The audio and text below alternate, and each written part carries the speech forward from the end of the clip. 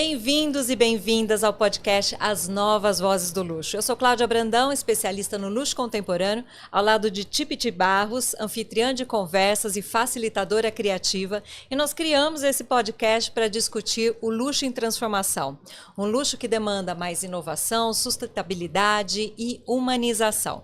E aqui nós trazemos pessoas, marcas, empresas que estão redesenhando o luxo. Um luxo mais atento ao consumidor que está cada vez mais consciente. E hoje nós temos o prazer de receber aqui no nosso podcast Marina Conde. Obrigada. Que é curadora e advisor para o mercado de arte. Marina, seja muitíssimo bem-vinda. Muito obrigada, é um prazer estar aqui com vocês.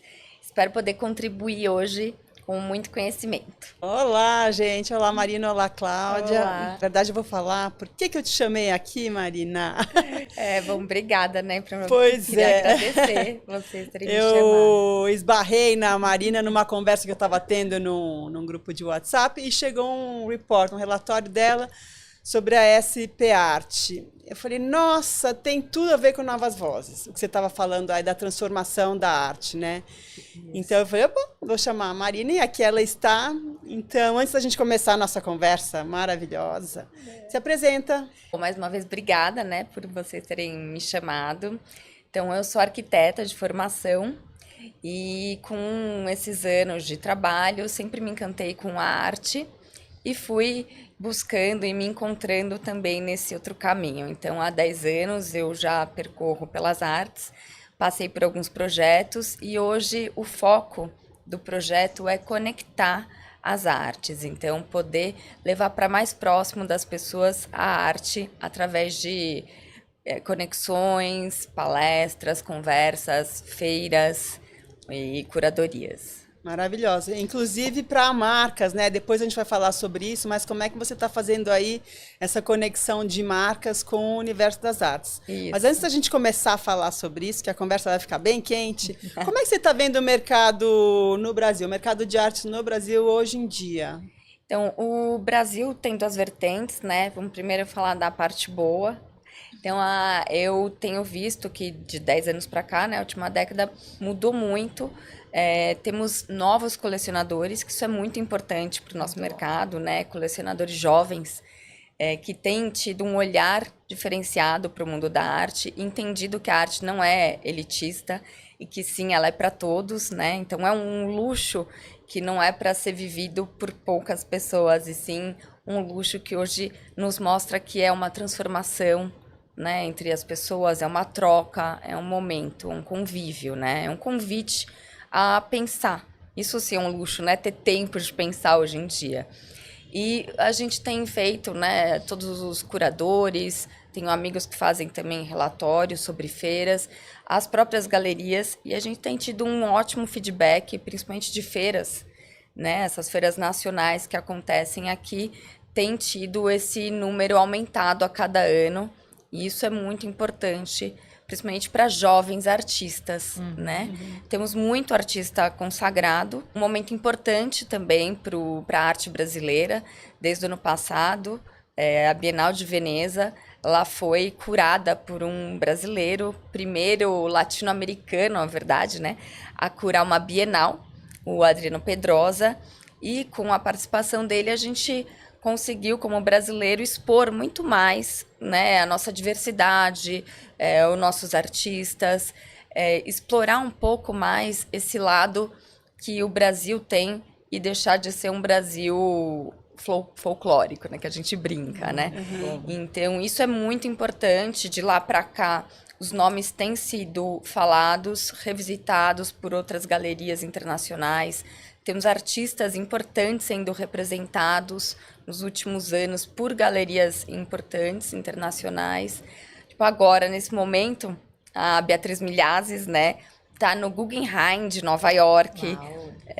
Só para falar de pontualmente, né, acabou de ter Tarsila, que ela estava no ano passado lá em Paris, passou por Londres também, todos os modernos. Então, assim, o Brasil, ele está tendo um olhar muito importante mundialmente, não só Brasil. A gente está falando do mercado brasileiro, mas acho que não tem como não expandir isso para o mundo tão globalizado, né, que a gente vive hoje.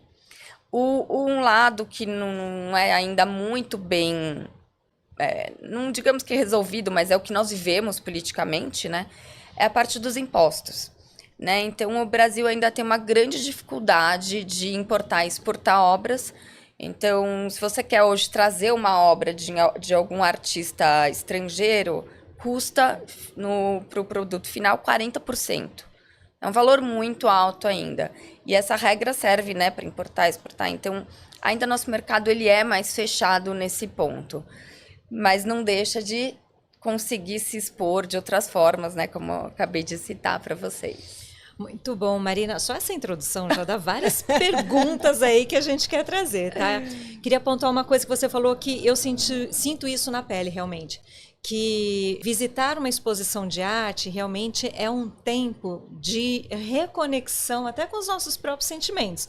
Porque a arte provoca emoção. Isso. É também o objetivo da arte, né? Exato. E visitando a última SP Arte, eu fui sozinha, eu acho gostoso ir sozinha até para ter esse tempo. Eu sinto que é isso. Olha a conexão do tempo que nós estamos vivendo, né? A gente fala do alinhamento das estratégias ao tempo. Sim. No tempo em que as pessoas buscam realmente buscam se reconectar e a arte traz essa oportunidade. Sim. Então, acho que a gente deve ver até um crescimento aí desse mercado. Faz sentido? Faz totalmente. Eu acredito que pós-pandemia, né, isso ficou também mais claro.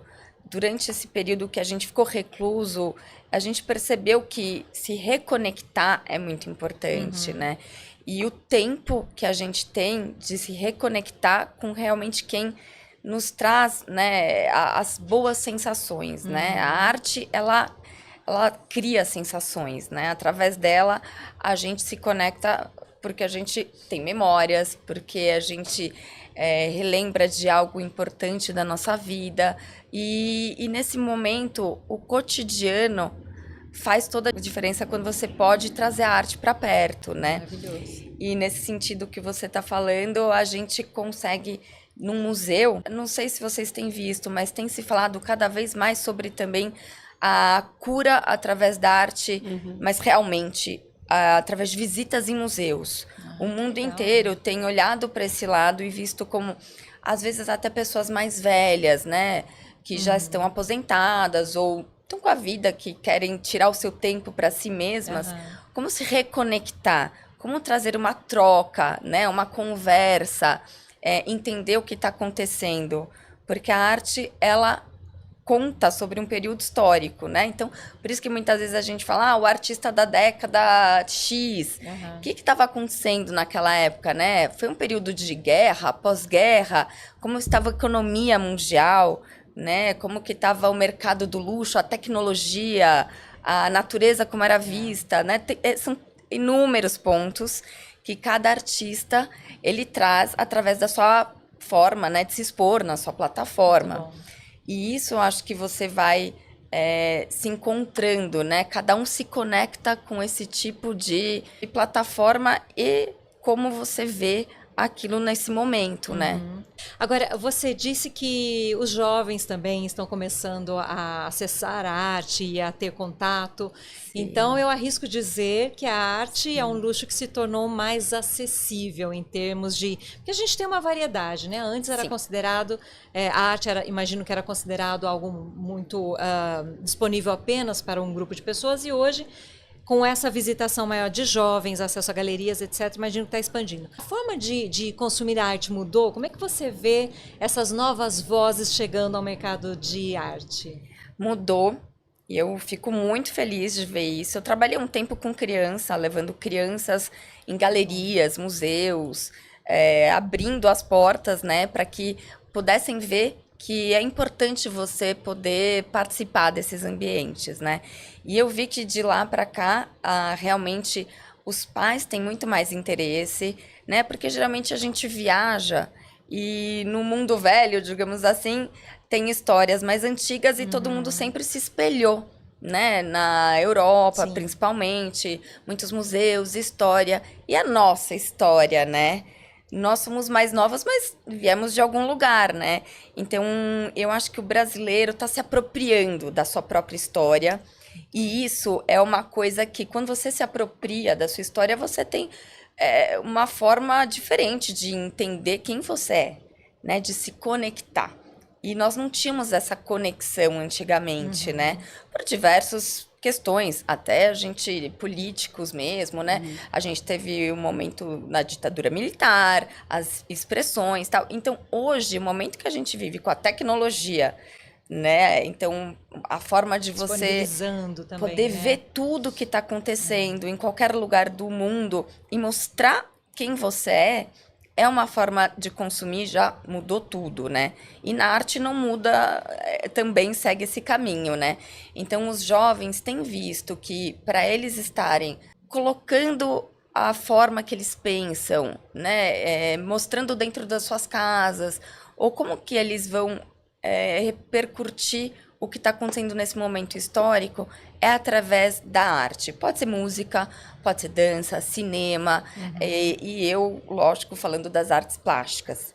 E acho que um outro produto aí vem, que é o artista jovem com valor acessível, né? Porque antes, essa história da arte ser muito inacessível é porque as pessoas achavam que só se compraria uma arte de grandes artistas consagrados, ou só teria um valor, né?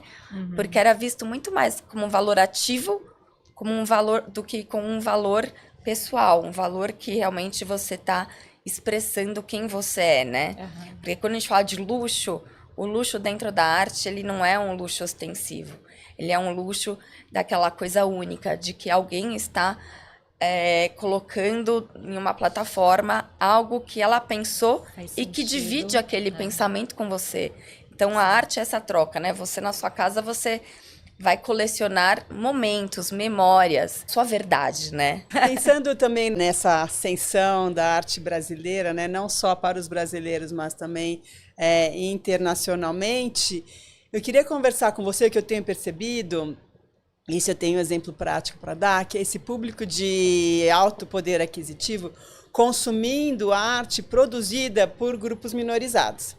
Eu acho que a gente tem assim, a gente estava falando de Brasil, da maneira que a gente construiu, da maneira que a gente conta a história do Brasil, que a gente está recontando, porque as narrativas também vêm mudando, né? Isso. E eu vou dar um exemplo, porque aí a gente conversa em cima disso. Eu fui numa casa de fazenda de uma pessoa muito amiga minha, que é uma casa colonial que foi claramente construída por pessoas escravizadas. Sim. E ela comprou uma obra da Silvana Mendes, que chama Feto Colagens. A Silvana Mendes é uma artista negra, e ela produziu uma foto onde ela subverte ali a posição da mulher negra e do homem branco. Ali ela pega o menino, provavelmente era uma escrava, uma pessoa escravizada. Naquela época se falava escrava, hoje em dia a gente fala pessoa escravizada.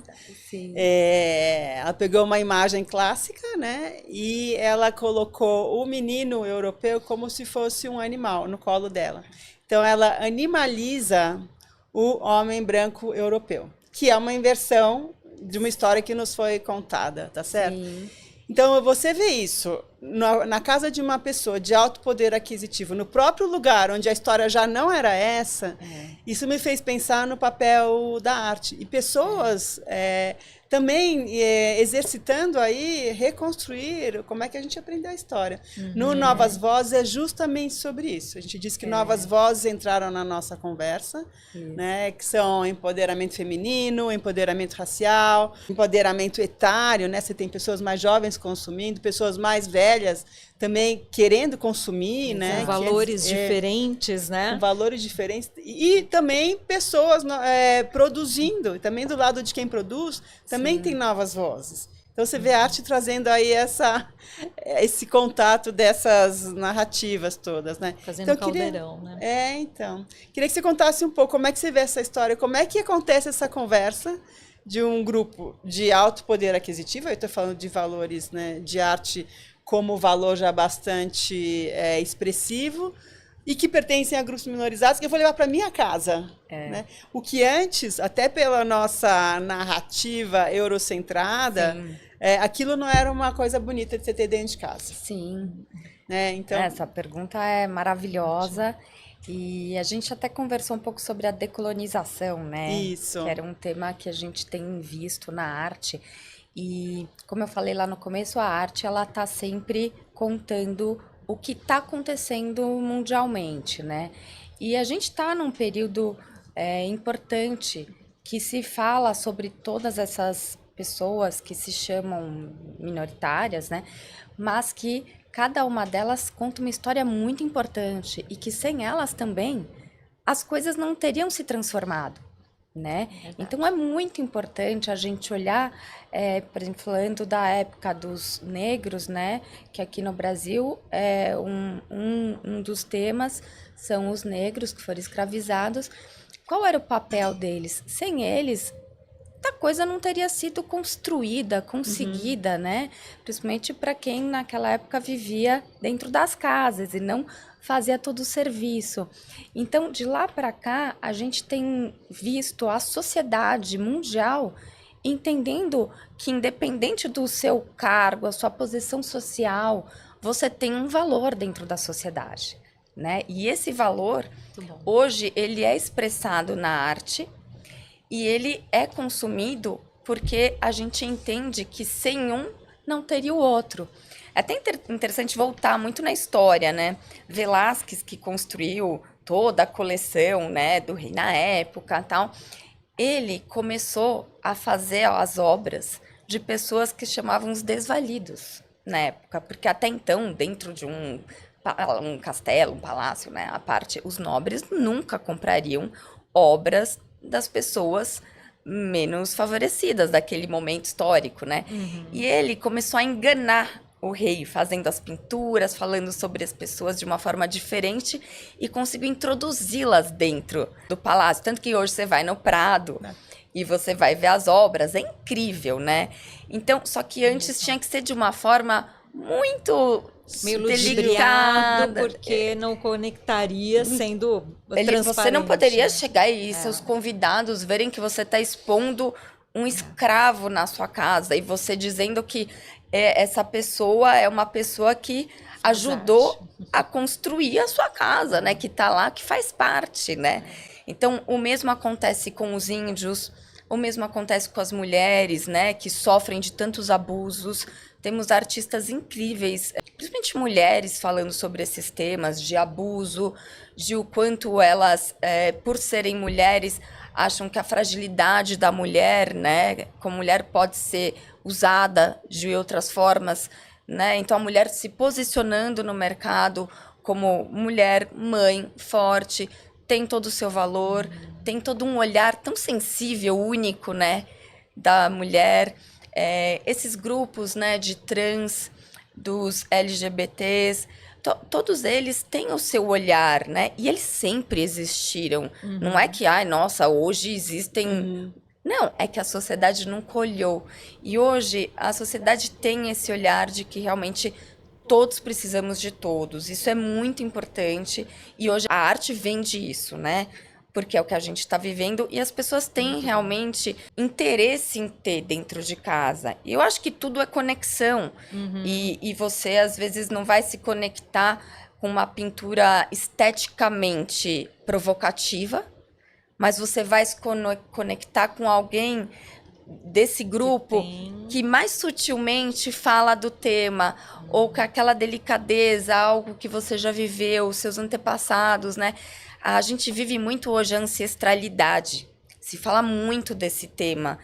Porque, repetindo, né? Não se consegue ir para o futuro sem entender o passado, né? Tem que estar bem claro quem nós somos. Então, isso tem repercutido na arte. É algo que não é moda. As pessoas falam, mas é moda comprar isso, é moda. Não é moda, é um momento histórico. Se você quer registrar na tua coleção esse período...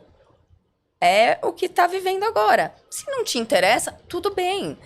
Tem gente que se conecta com outras coisas na arte, mas é o que a gente está vivendo. Politicamente, economicamente, mundialmente, em todos os fatores, né? Socialmente, né? Socialmente. Exatamente. E Marina, aí agora eu pensei o seguinte, a gente fala muito no luxo sobre uma das transformações que o luxo vem vivendo, refletindo a sociedade, as mudanças no comportamento da sociedade, principalmente nas gerações mais novas, é essa busca de significado. Sim. Então é uma compra, uma vivência, né, de uma experiência que tenha realmente um significado. E acho que isso vai totalmente ao encontro do que você está dizendo, Sim. porque se antes o consumo de arte tinha, claro, né, por um gosto pessoal, mas muito pela relevância cultural do objeto, Sim. hoje eu acredito que tenha muito essa conexão pelo significado das obras, e isso realmente amplia a oportunidade de tantos novos artistas com repertórios completamente diferentes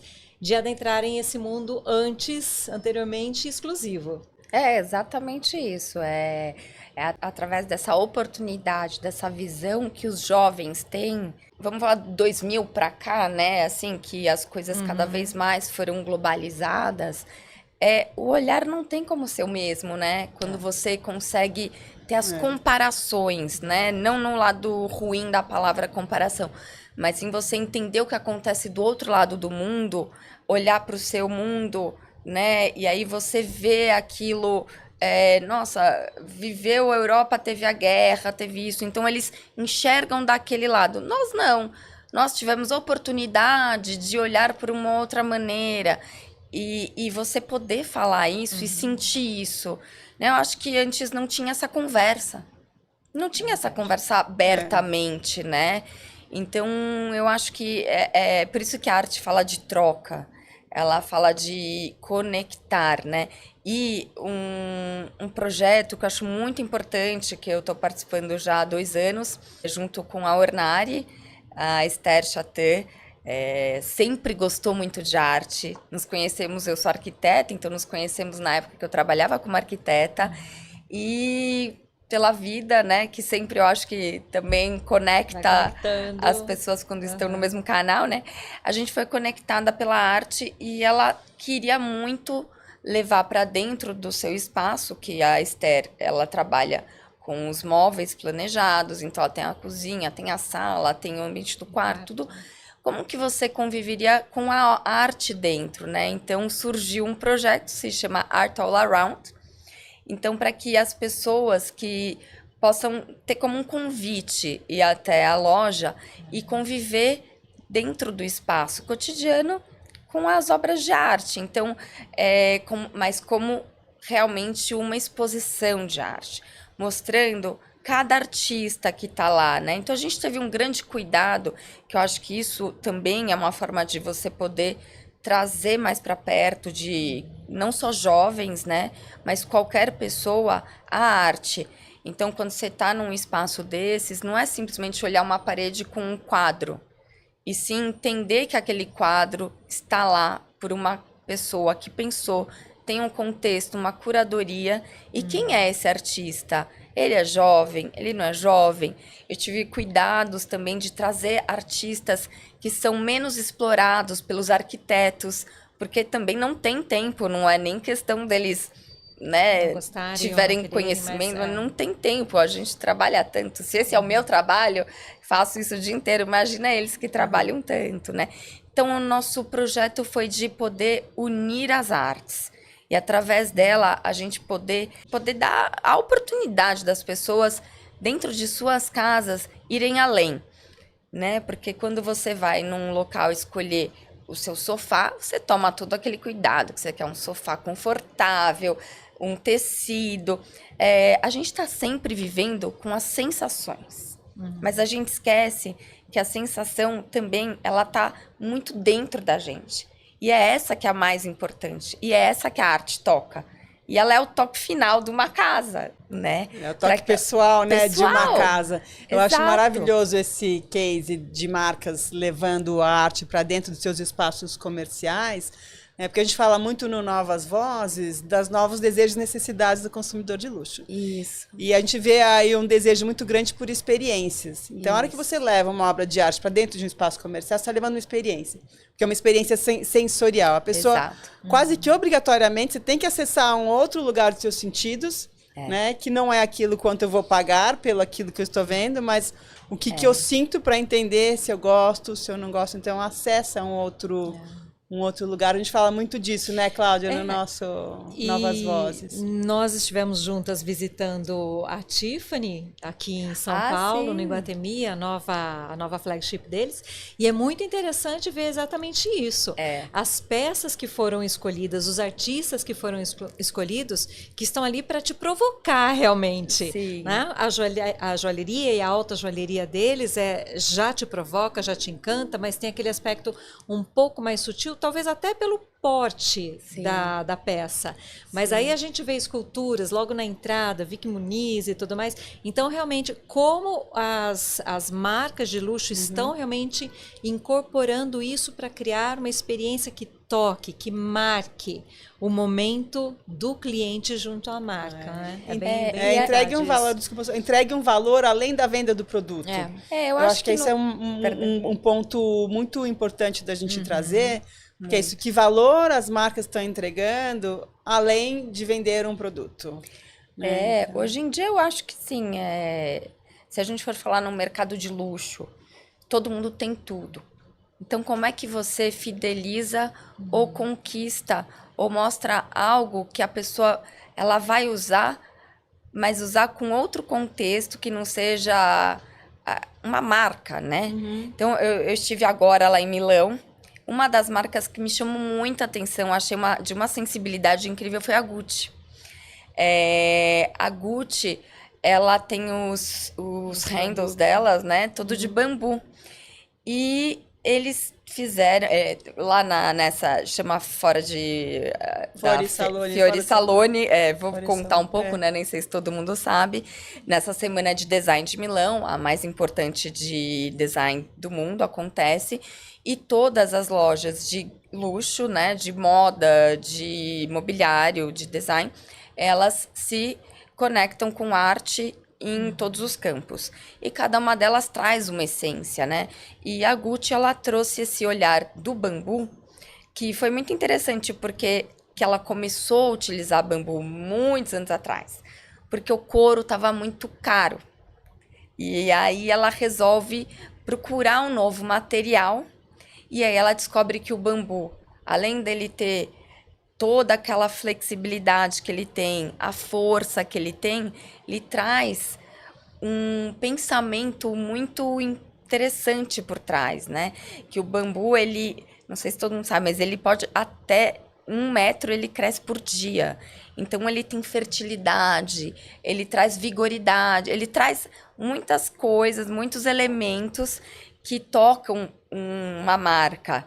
E a exposição deles foi lindíssima, porque eles levam dentro de um palácio, convidam alguns artistas para fazer uma releitura do bambu, e no final você vai passeando por um bambuzal e chega num outro espaço desse palácio, que são pipas feitas de bambu, e elas estão voando.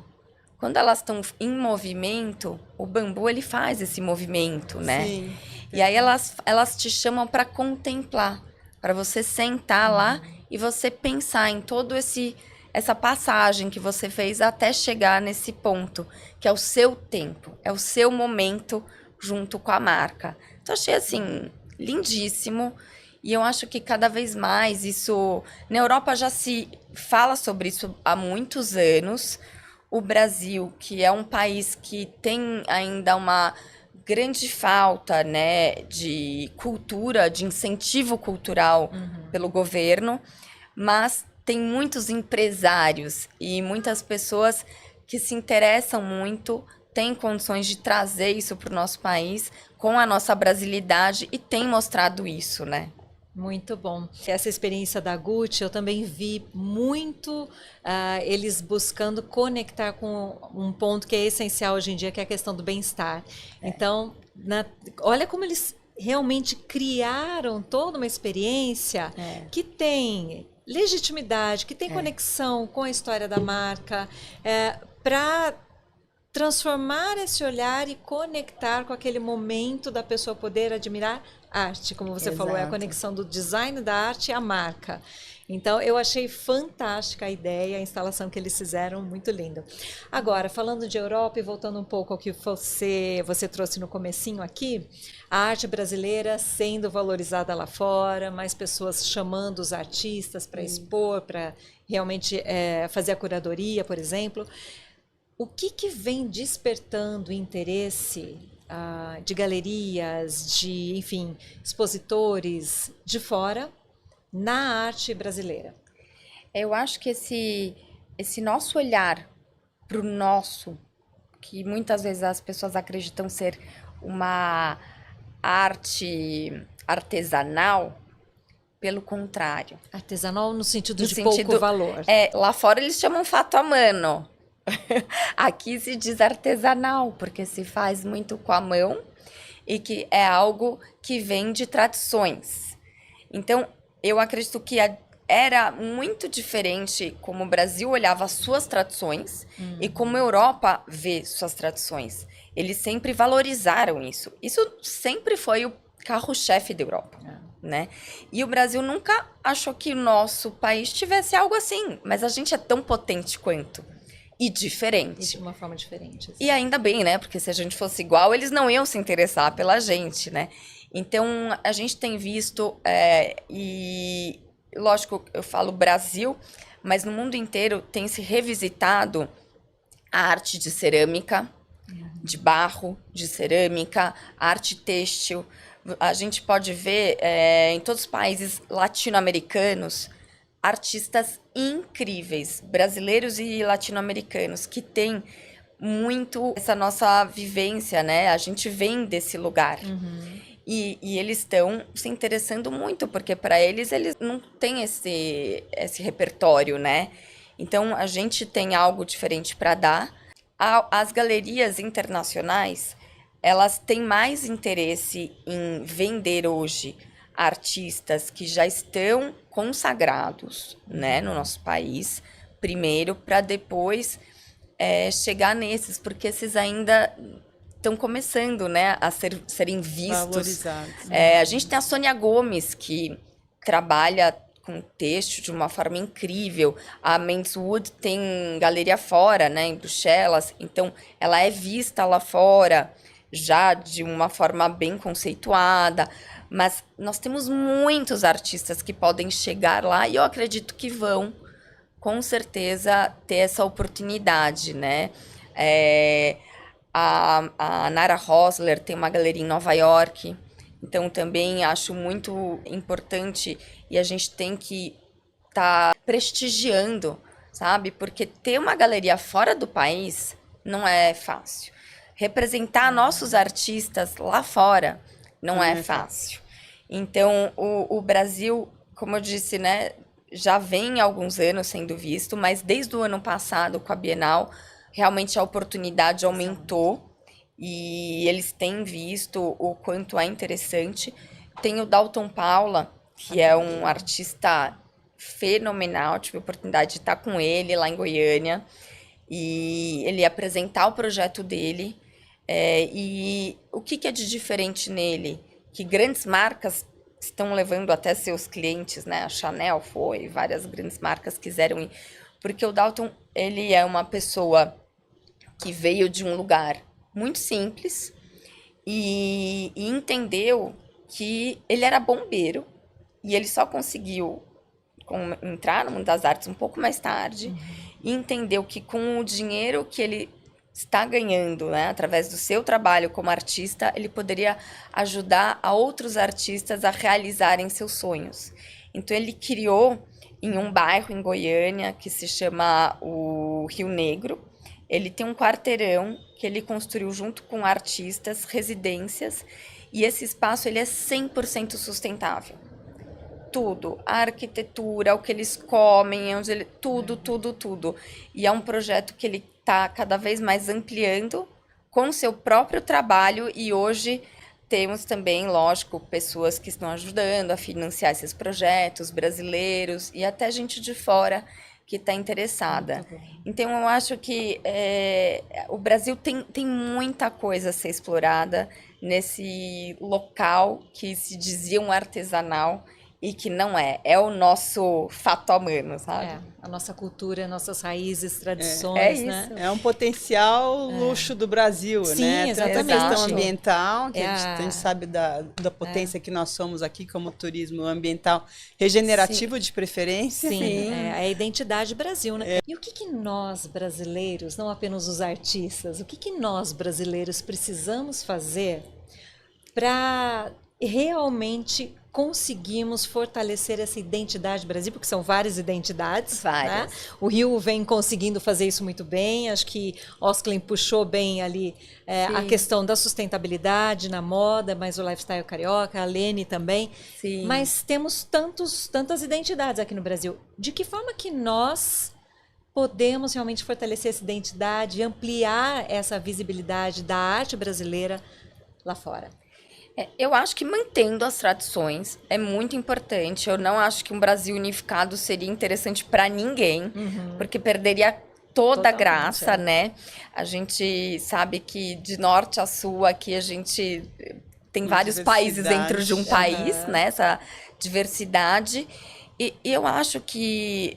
Acho não, eu sei que já muitas marcas, muitos artistas trabalham com outros artesãos, né? Digamos assim, que ainda são artesãos e trazem eles para esse mundo, tanto da moda, quanto da arte, quanto da música. Manter as tradições e a gente mostrar elas de uma forma que, por exemplo, a gente acaba sendo sustentado por alguns estados do Brasil. E esses estados, como São Paulo, Rio de Janeiro, temos um público em Goiânia incrível, Brasília, são as pessoas que podem realmente consumir de uma forma que possa virar de exemplo para o próximo. Então, as pessoas que estão por trás, as marcas, as grandes marcas, poderem se converger assim, né, entre todos, trazer essa união de uma forma que as pessoas comecem a consumir o público de luxo mesmo, eu acho que a gente consegue pôr cada vez mais lá fora, né, para um olhar diferente. Então, a Tiffany, ela, ao invés de trazer artistas que poderiam, de repente, os Estados Unidos quer que sejam americanos, não. Sim. Estamos com artistas brasileiros, né?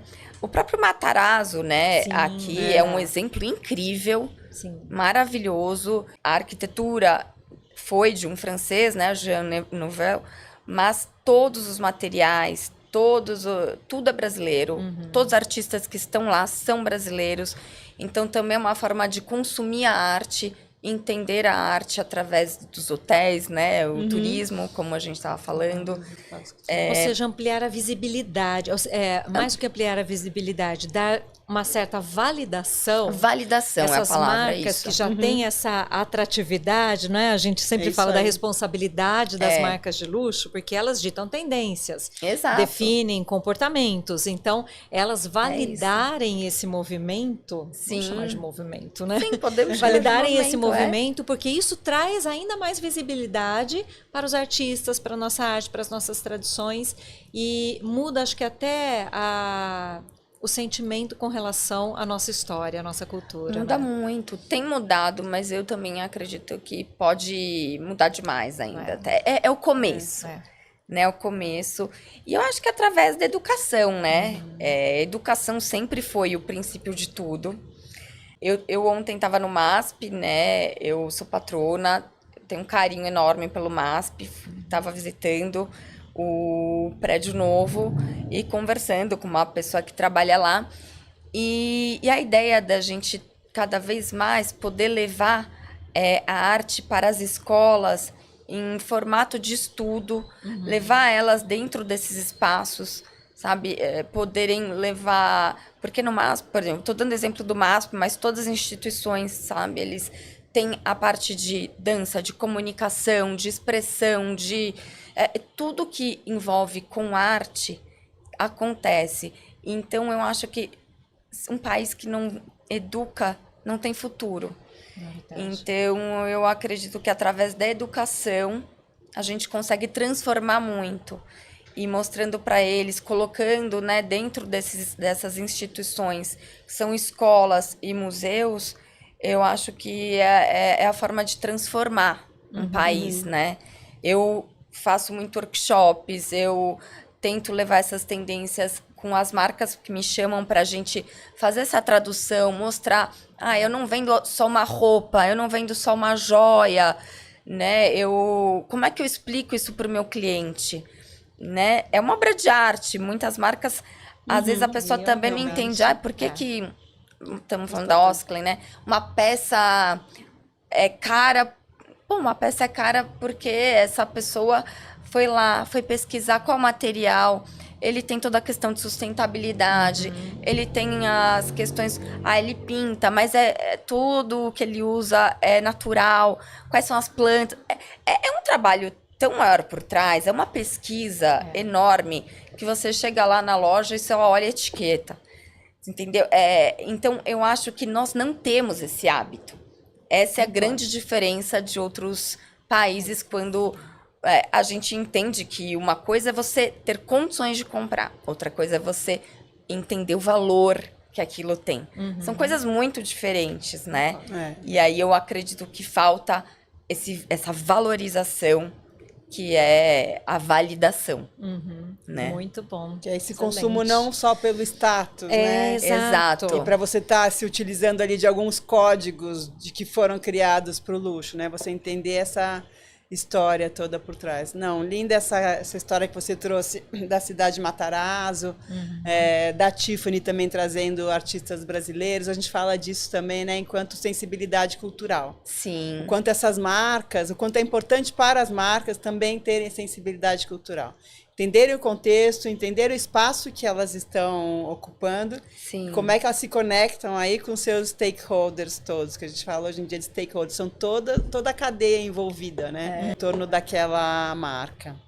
Tem uma frase naquele seu report que eu li, que nos trouxe aqui, que eu vou ler para quem está aqui conosco. Seja em um mural de rua ou em uma performance, a arte nos lembra de nossa humanidade compartilhada, reforçando laços e ampliando nosso entendimento sobre o outro. Assim, a arte é mais do que estética. É uma força transformadora que molda a nossa identidade e influencia o modo como vivemos e nos relacionamos com o mundo. No nosso As Novas Vozes do Luxo, nós temos 3 pilares que guiam o nosso olhar, né? A gente te falou, e as nossas reflexões, que é inovação, sustentabilidade e humanização. E esses 3 pilares se alinham muito com essa sua fala. Então, a pergunta que quase a gente já indo para o final, porque ainda tem algumas questões. Você acha que a arte é um convite para que as pessoas repensem a nossa era? Acho não, tenho certeza. A arte sempre foi, né, um convite para nos revisitar, e como a gente estava falando, hoje tem se falado muito sobre a história do tempo. Essa sociedade que a tecnologia ela veio para nos ajudar, mas como lidar com todo esse tempo? Quando você se dá o tempo, se permite, né, a parar, a se conhecer melhor, para ver o que você vai fazer com aquele tempo que você tem de preciosidade, eu acho que a tua vida muda. Só que para isso você tem que se abrir, né? A arte, ela te provoca para que você tenha liberdade. A arte foi feita para isso. Então, ela sempre vai contar algo que você vai querer entender e vai pensar o que aquilo lá te provocou, e você vai criando novos pensamentos, novas camadas, novos olhares, né? E eu acho que se você não, hoje em dia, né, nesses 3 pilares, você não unir os 3, muito difícil você ter uma qualidade de vida, né? Porque, falando até de vida, porque para mim a arte, ela expõe 100% a pessoa. Eu brinco que quem entra na minha casa, olha e já sabe quem sou eu, porque minhas paredes estão, assim, repletas da minha identidade, né? Muito bom. Bom, alguma coisa mais, porque eu quero falar um pouco sobre as palavrinhas e os termos que a gente usou aqui. Cláudia, você quer falar alguma coisa mais sobre o... Eu acho que o ponto principal que eu acho que a gente felizmente vem trabalhando dentro do Vozes, dentro dos vários pilares aqui, é essa possibilidade do Brasil se descobrir como uma marca de luxo. Com as suas diferentes nuances, diferentes raízes, culturas, etc. E nesse ponto, quando a gente olha para o mercado da arte como um todo, qual é o potencial, vamos falar de negócios aqui, sem falar em cifras necessariamente, mas Sim. Qual é o potencial do Brasil de representação e volume de negócios dentro do mercado de arte mundial? Mundial, muito pequeno ainda. Muito, muito pequeno. Nós temos em feiras, algumas galerias importantes aqui do Brasil participam, e com isso a gente tenta cada vez mais girar esse olhar, né, do Brasil para fora, mas ainda é muito pouco. Posso citar 2 artistas que estão em várias galerias em feira internacional quando a gente acaba participando, é a Varejão e a Beatriz Milhazes. São 2 contemporâneas que aonde você vai, é a Frieze de Nova York, é Londres, é Paris, é Arte Basel, as 2 já são muito bem consolidadas no mercado. E é legal falar que são 2 artistas muito potentes. Muita gente que acaba não tendo a oportunidade de estudar o que está por trás das camadas dessas 2 artistas, às vezes fala gosto e não gosto. Gosto não se discute na arte, e sim se entende o que quer dizer, né? Depois, se você gostar do que a tradução daquilo, você se conecta ou não. E são 2 artistas muito potentes, que estão, assim, no auge. Um outro artista que é um fenômeno é o Lucas Arruda. Ele é um artista que hoje está com uma exposição no Museu d'Orsay, em Paris. Isso também é um feito para o Brasil impressionante. Eu tô falando de artistas vivos, né? Porque, assim, artistas mais falecidos, a gente tem grandes artistas que estão nesses museus, né? Lígia Pape, Lígia Clark, Hélio, esses a gente sabe que estão no MoMA, estão mundo afora. Outra coisa interessante, falando em MoMA, né? Nós temos artistas vivos brasileiros que também estão em instituições internacionais, que isso também eu acho relevante no mercado. A Fernanda Gomes é uma artista jovem que está lá no MoMA, na mesma salinha de Valtércio, na mesma salinha de Lígia Pape, na mesma salinha de todos os nossos grandes artistas. Então, 2 artistas vivos, muito bacana da gente poder ir no MoMA e vê-los. Lá no Museu do Reina Sofia, em Madrid, teve também uma exposição de uma colecionadora muito importante brasileira. E isso também é algo muito legal para você mostrar fora do Brasil uma coleção com olhar brasileiro. Ela não tinha só brasileiros, lógico, uma coleção incrível, mas era muito legal porque você ia na livraria e tinha livros dos nossos artistas. O nosso mercado tem muito ainda para crescer. Muito jovem ainda. Muito para crescer, mas é muito jovem. Agora, entendi e, lógico, né, faz todo sentido por tudo que você vem contando aí dessa mudança de olhar tão eurocêntrico para a gente começar a valorizar a nossa cultura. Mas e futuro? O que você acredita? Em futuro você diz na tecnologia, não para no que está para acontecendo. Nossa arte, né? Porque o mundo vem olhando o Brasil despontando nesse sentido de resgatando aí a sua essência, a sua identidade, se valorizando. Como que você vê a arte brasileira no futuro? A valorização da nossa arte? Eu vejo que o Brasil tem esse potencial. Eu acho que, pensando em mercado, a gente só tem um problema que é um mercado instável, né? O nosso mercado. Então, isso às vezes dá uma mexida internamente, principalmente, né? Que às vezes colecionadores, dependendo do mercado, vão investir mais ou menos na arte. E como o nosso mercado ainda é muito interno, isso ainda mexe com a gente.